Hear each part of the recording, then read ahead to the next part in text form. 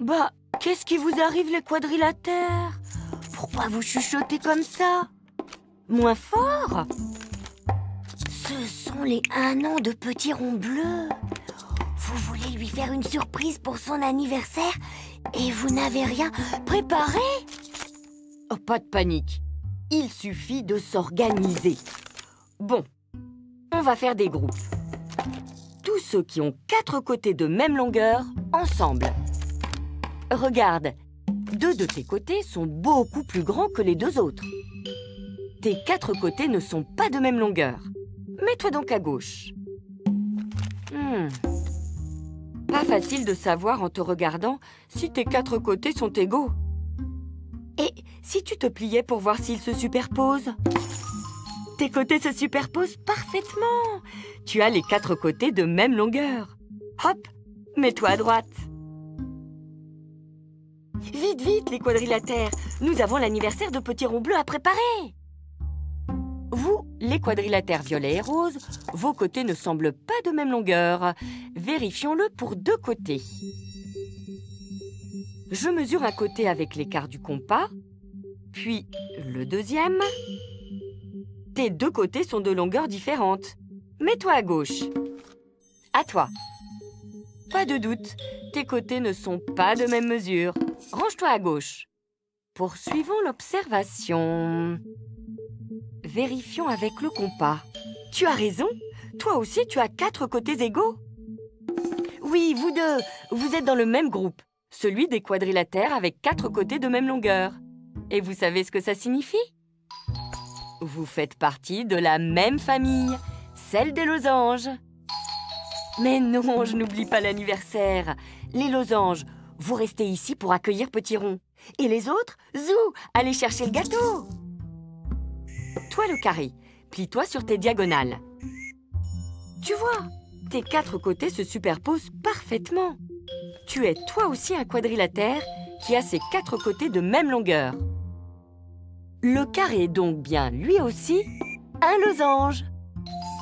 Petit Rond est déjà là. Vite, les amis, joignez-vous à la fête. Oh, comme c'est dommage. La bougie d'anniversaire n'a pas de flamme. Ah là là, quelle chance d'avoir pour ami un losange tout feu tout flamme.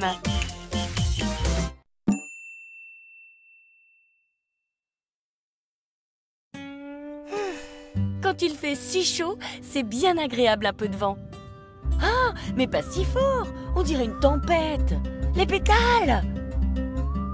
Je vous comprends, les losanges. C'est vrai que c'est ennuyeux d'avoir perdu un pétale de votre si jolie fleur. Non, ne soyez pas triste. Il suffit de tracer un nouveau losange et votre fleur sera exactement comme avant. Allez, qui veut m'aider? Toi? D'accord. Est-ce que tu sais comment on trace un losange? Ce n'est pas grave. Commence d'abord par te plier. Regarde, comme tous les losanges, tu as 2 axes de symétrie et ce sont tes diagonales. Elles se coupent perpendiculairement en leur milieu. Traçons d'abord 2 diagonales identiques aux tiennes et pour cela, il nous faut une règle et un crayon. Voilà. Commençons par mesurer la longueur de chacune de tes diagonales. Traçons une première diagonale de 6 cm. Marquons le milieu de ce segment à 3 cm, là où va couper l'autre diagonale. Comme les 2 diagonales du losange sont perpendiculaires, il nous faut aussi une équerre. Traçons la 2e diagonale perpendiculaire à la première. Nous avons besoin de la règle pour mesurer la 2e diagonale de 4 cm. Elle coupe en son milieu à 2 cm la première.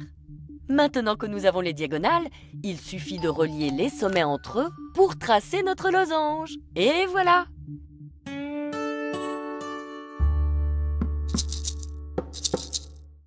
Pas si vite!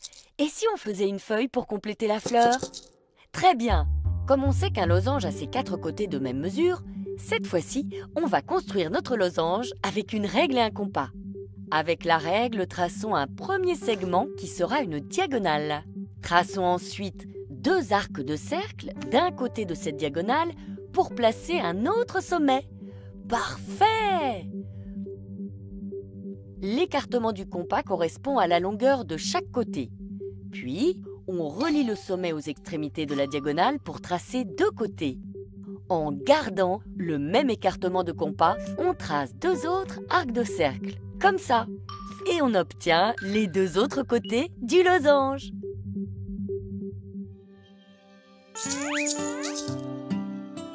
Félicitations les amis, vous êtes la fine fleur des losanges.